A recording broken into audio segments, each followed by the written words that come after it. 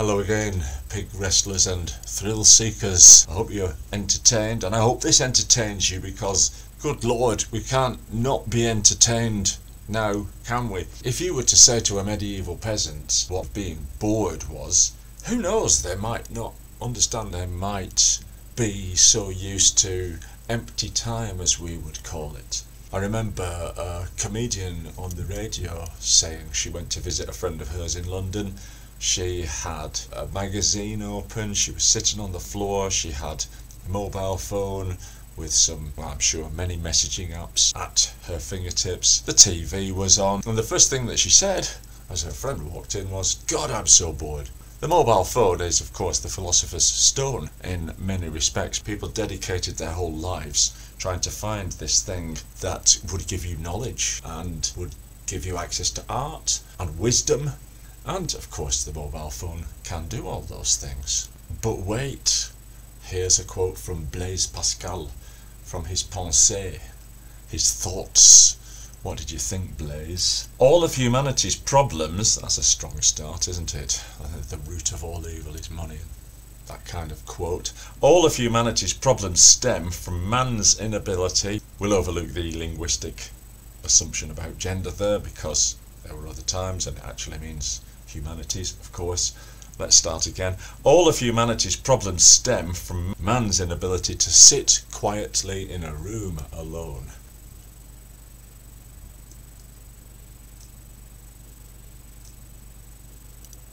You're probably wondering about now what's happened there. What was that, 3 seconds, 4 seconds of nothing happening? What's going on?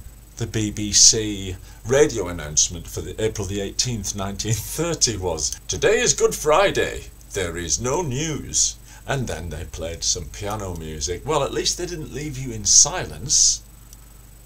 But those were times when we didn't need the constant drip feed.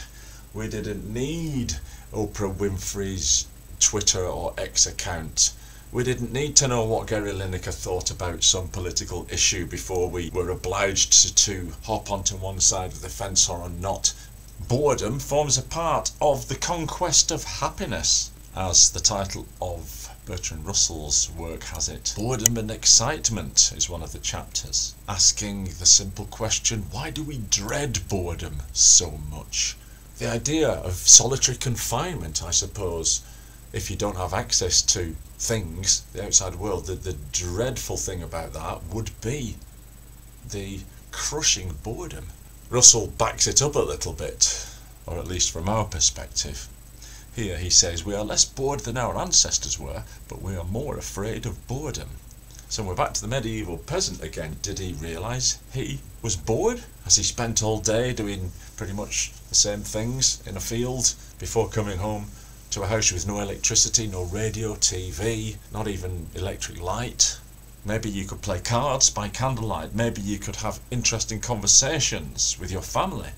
And of course, the antidote to boredom is excitement. Let's do some adventure sports. Let's travel the world. Let's even seek out a little bit of danger in order not to be bored. I decided not to say boredom, didn't I? I thought, how about the not being entertained bit? We must be psychologically different now than we were in medieval times and caveman times, and our children that have been brought up into the world of constant screen entertainment must be psychologically different, surely, in the future. And children, notoriously needing of things to entertain them.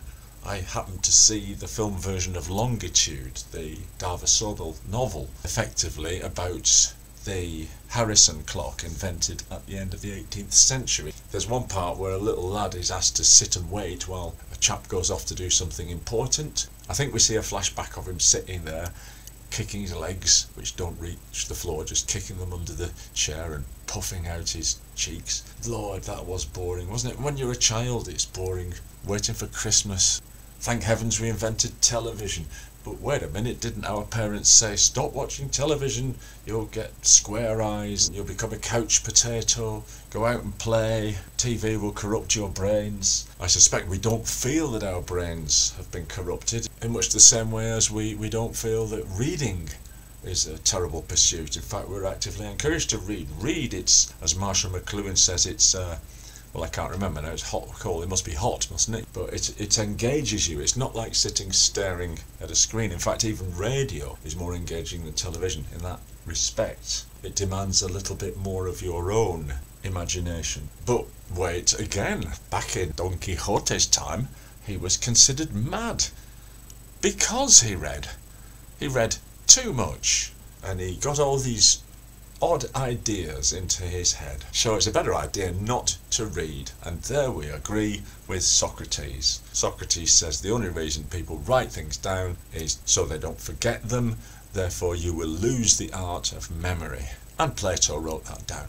And as Jorge Luis Borges says, writing in a way is an extension of memory, just as the sword or the pistol is an extension of the arm as a fighting weapon. A telescope is an extension of the eye. Microphones, hearing aids, etc.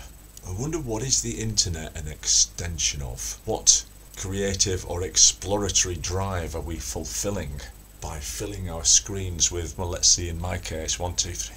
I've got 13 tabs open on this computer just now for things that I like to dip into. So obviously I either don't believe that multiple screen use or long time screen use is harmful at all, or I'm a complete hypocrite. In my defence, my screen time is necessarily limited because I spend a lot of time outdoors, and there I don't have a screen. I could have a screen, of course, got my mobile phone with me. In fact, out of necessity, because I have to watch Chelsea, I watched the Chelsea game on a mobile phone on public transport yesterday, something I've kind of never done. I don't mind listening to radio or debates. But you see, there I am already. They're taking it as quite normal that I can go for a ride in the countryside or sit on a bus and just pipe in whatever entertainment I want from this philosopher's stone. It's a Pandora's box, isn't it? It's opened up all kinds of possibilities. In the story, of course, they're all pretty bad ones. They've got horrible black wings. But there's one little white one that flies out, and it's hope. What's the hope in this situation? The hope is that we are catastrophizing.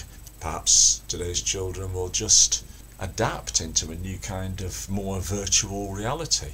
As I say this, of course, every fibre of my being hopes that it doesn't happen, and I hope that they'll come with me walking up mountains without any entertainment apart from walking up a mountain for many, many years to come. And if we're very lucky, right up on the top of that mountain we might bump into the spirit of Nietzsche.